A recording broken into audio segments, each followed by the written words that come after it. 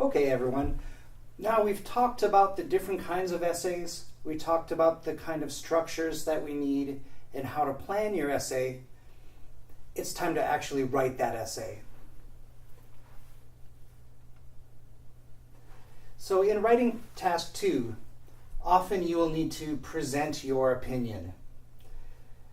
You can use some phrases like these to help you. In my view, or I would argue that. Like this, for example. In my view, sports teach us important life skills. Or, I would argue that young people today are less interested in team sports than in the past. These little introductory phrases show that this is your opinion. You also have to give the opinions of other people sometimes. Remember those discussion questions where it says, discuss both sides of the issue. In that case, you can use phrases like this. Some people say that, or many people argue that. Like this. Some people say that sports teach us important life skills. Or, many people argue that young people today are less interested in team sports than in the past. And this shows us it's not necessarily your opinion. You might think this too, but the important part is that it's some people.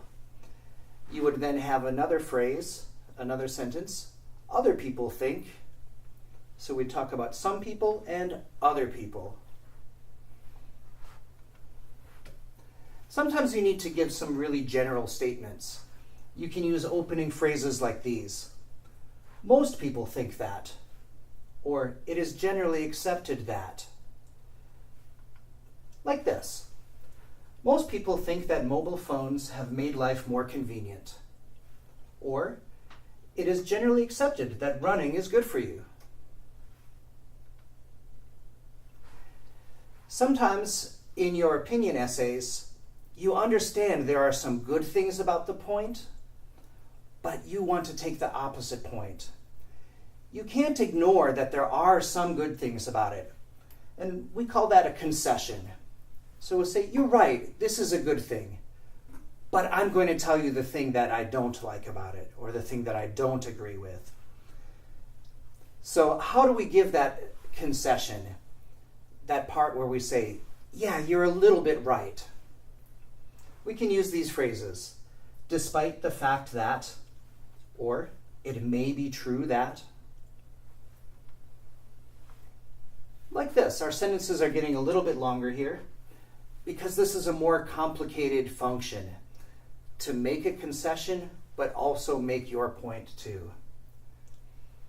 Okay, so like this, despite the fact that the internet can be a useful resource for children, there is too much material online that is inappropriate for them.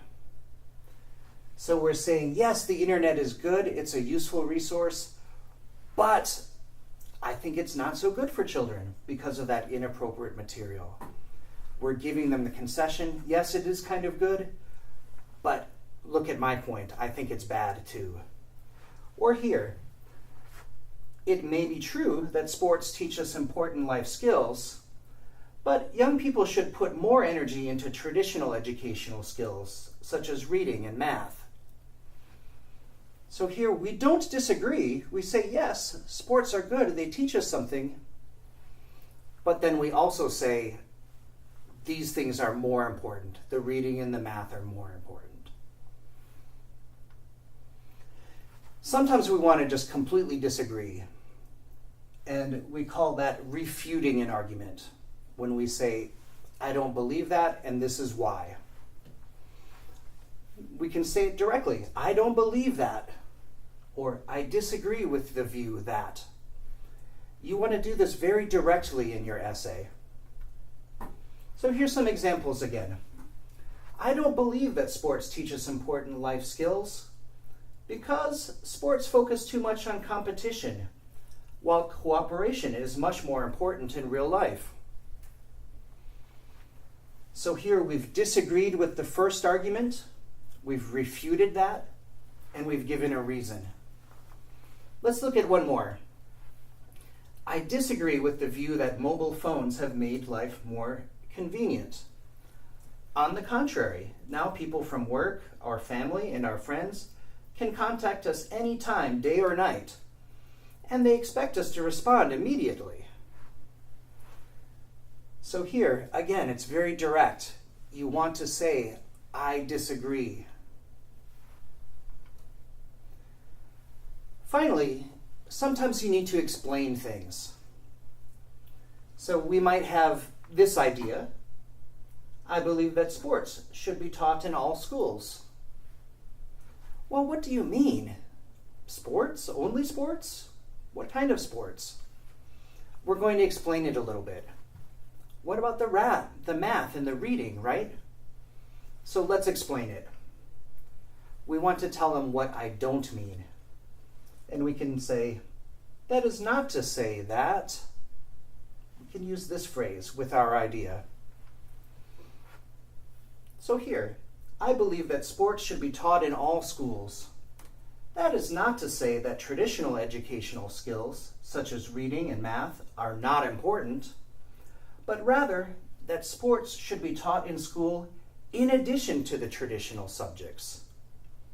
So I'm explaining my idea a little bit to make it more clear. Also in your essay, remember to use lots of linking words. These will connect your ideas between sentences and make it sound a lot more natural. So here are some examples. For example, or for instance. We can also use in fact or indeed. For one thing, or in my experience. These little phrases help connect the idea in one sentence to the idea in the next sentence that you're starting. Finally, in your essay, you want to try to produce more complex sentences. So they'll be looking for your grammar, and they'll be looking for many different types of sentences. Instead of some simple sentences like this, we should try to combine them. So we might see, Ted Turner is a businessman. He allows elk hunting on his land during part of the year. His ranch is very large. Well, we can put all of those together into one sentence. Something like this. Businessman Ted Turner, whose ranch is very large, allows elk hunting on his land during part of the year. So I've got all three ideas from these short sentences into one complex sentence here. And there's more than one way to do it. We can look at those same three short sentences. We could also do it this way. Ted Turner is a businessman who has a very large ranch where he allows elk hunting during part of the year. There's almost certainly more than one way to write these complex sentences. Try to do it in a couple of different ways throughout your essay to show that you know how to use these different sentences. That's one of the things they're looking for as they read your essay and they score it. Okay, so the examples that I've given you here are just a few examples. There are many more.